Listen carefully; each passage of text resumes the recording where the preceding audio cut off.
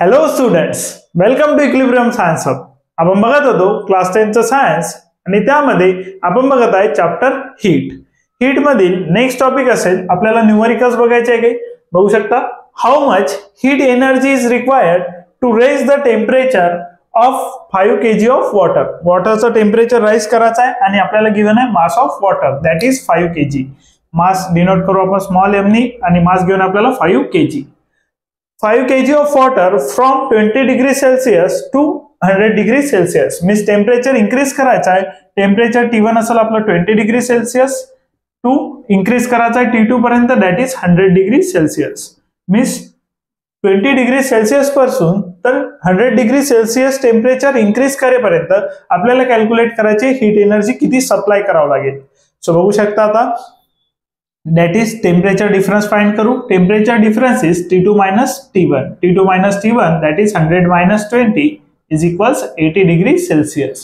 तो change in temperature असेल delta T that is 80 degree Celsius. त्यानंतर आपल्याला काम माहित पडेल स्पेसिफिक हीट ऑफ वॉटर आणि स्पेसिफिक हीट ऑफ वॉटर असेल दॅट इज डिनोट करतो आपण स्पेसिफिक हीट C ने आणि वॉटर साठी स्पेसिफिक हीट असेल 1 किलो कॅलरी. बघू शकता स्पेसिफिक हीट ऑफ वॉटर असेल 1 किलो कॅलरी पर kg डिग्री सेल्सिअस. बघू शकता. सो आपल्याकडे बघू शकता फॉर्म्युला असेल energy supplied to the water. Energy supplied to the water means जेव्हा आपल्याला हीट एनर्जी सप्लाय करू बघा how much heat energy is necessary to raise the temperature. Means आपल्याला हीट एनर्जी सप्लाय करावं लागेल. Heat energy supplied to the water. Energy supplied to the water equals to बघू शकता energy supplied to the water is equal to असेल energy gain by the water. जितकी energy तो gain करेल तितकी energy आपल्याला करावं लागेल supply to raise the temperature. Energy gain by the water आणि हे दोन्ही असतील equal. So energy gain by the water बघू शकतो आपण energy gain by the water. Energy gain by water is equals formula बघू शकता energy gain by the water साठी इक्वल्स असेल m into C into delta T. हा असेल formula for the energy supplied और energy gain by the water. Mass of water बघू शकता 5 m असेल मास ऑफ वॉटर. त्यानंतर C असेल specific heat of water that is C असेल specific heat of water that is 1. त्यानंतर rise in temperature that is 80 degree Celsius इतकं temperature rise झालेलं आहे. सो आपल्याला करावं लागेल multiplication 5 into 1 is 5 into 80 is 400. बघू शकता 5 into 80 is 400. So energy supplied असेल 400 आणि एनर्जी डिनोट करू आपण किलो कॅलरीनी. बघू शकता एनर्जी डिनोट करू आपण युनिट असेल kilo calorie. So energy gain by the water असेल 400 किलो कॅलरी. बघू शकता. सो नेक्स्ट प्रॉब्लेम बघू शकतो आपण. नेक्स्ट प्रॉब्लेम असेल equal heat is given to 2 objects. 2 objects असतील A अँड B. 2 ऑब्जेक्ट्स आहे A अँड B आणि त्यांना सप्लाय केली आपण इक्वल हीट. सो बघू शकता हीट असेल equal that is Q and Q. दोघांसाठी हीट इक्वल असेल तर हीट डिनोट करू आपण Q नी. त्यानंतर of mass 1 gram means mass सुद्धा सेम आहे. याचा मास असेल 1 ग्राम तर याचं सुद्धा मास सेम आहे दॅट इज 1 ग्राम. दोघांचा मास सेम असेल. त्यानंतर हीट सप्लाइड सेम असेल. Temperature of A increases by means आता इंक्रीज मीन्स त्याचा टेम्परेचर इंक्रीज होत आहे. इंक्रीज इन टेम्परेचर डिनोट करू आपण डेल्टा टी नी that is temperature difference. Delta T equal to असेल 3 degree Celsius for A and B by 5 degree Celsius. आता याला डेल्टा T1 म्हणू तर याला म्हणू आपण डेल्टा T2. फॉर ए आपण घेऊ डेल्टा T1 फॉर बी आपण घेऊ डेल्टा T2 आणि बघू शकता याचा टेम्परेचर इंक्रीज असेल 5 डिग्री सेल्सिअस तर याचा टेम्परेचर इंक्रीज असेल 3 degree Celsius. Which object has more specific heat. 2 objects पैकी आपल्याला सांगायचं आहे कोणाची स्पेसिफिक हीट जास्त असेल आणि किती फॅक्टरने जास्त असेल. तर सुरुवातीला फॉर्म्युला घेऊ आपण हीटचा. So heat is equal to असेल m into C into delta T. बघू शकता m into C into delta T. So आता यासाठी हीट सप्लाइड बघू शकता फॉर A. जर आपण घेतलं फॉर A साठी हीट सप्लाइड असेल Q. मास सुद्धा असेल m. स्पेसिफिक हीट घेऊन घेऊ आपण C1 आणि राइज इन टेम्परेचर असेल डेल्टा T1. सो आपल्याला कम्पेअर करायचं आहे that is specific heat and rise in temperature because याचा मास सेम आहे अँड हीट सेम आहे. सो आपण कम्पेअर करू याची specific heat and temperature. So बघू शकता C1 इक्वल्स टू घेऊ आपण फॉर्म्युला दॅट इज Q. आता बघू शकता C1 इक्वल्स टू फॉर्म्युला जर घ्यायचा असेल तर इंटू m आहे इकडे आल्यानंतर जाईल डिव्हिजन मध्ये. त्यानंतर बघू शकता ट्रान्सफर केलेला लेफ्ट हँड साइडला तर जाईल डिव्हिजन मध्ये. डेल्टा T1 ला सुद्धा ट्रान्सफर करा तो मल्टिप्लिकेशन मध्ये इकडे आल्यानंतर जाईल डिव्हिजन मध्ये. सो स्पेसिफिक हीट आणि डेल्टा T1 यांचा जर रिलेशन बघितलं तर हे एकमेकाला असतील इन्व्हर्सली प्रोपोर्शनल. बघू शकता C1 is inversely proportional to delta T1 because बघू शकता आता C1 is inversely proportional to delta T1. Similarly असेल C2 is inversely proportional to delta T2. आता C2 is inversely proportional to delta T1 आहे and C2 is inversely proportional to delta T2 आहे and C1 is inversely proportional to delta T1 आहे. Means ज्याचा rise in temperature जास्त असेल, बघू शकता increase in temperature inversely proportional आहे specific हीटला.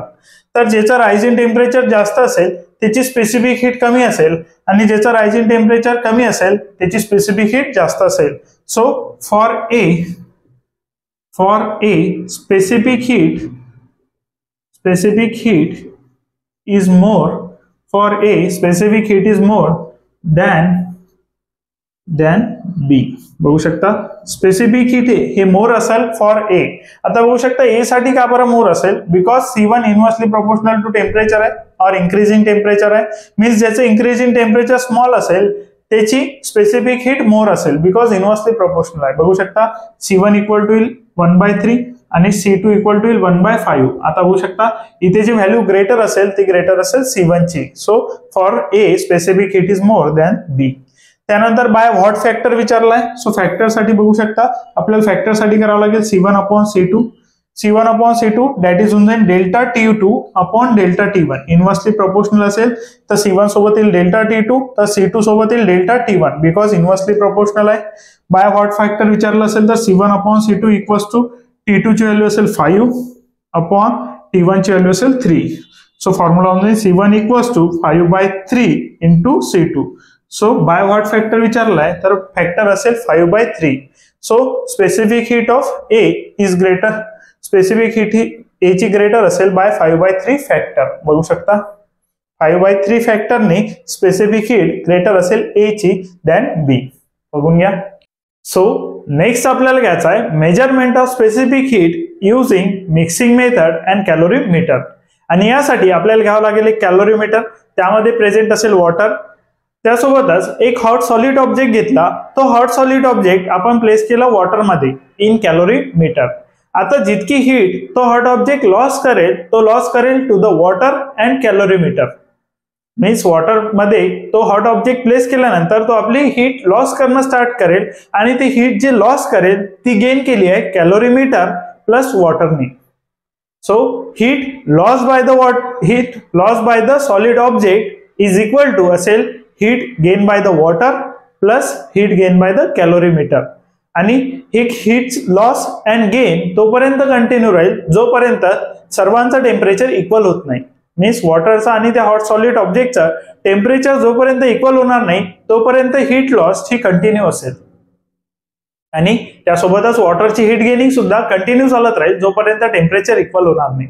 So आपण बघू शकतो heat loss by the hot object. बघून घ्या heat loss by the hot object, heat lost by hot object, heat loss by hot solid object is equal असेल heat gain by water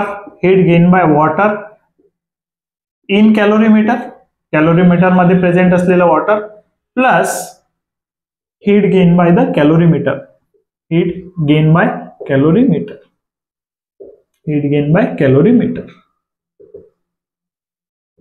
so आता heat loss by the solid object जर बघितलं, heat loss by solid object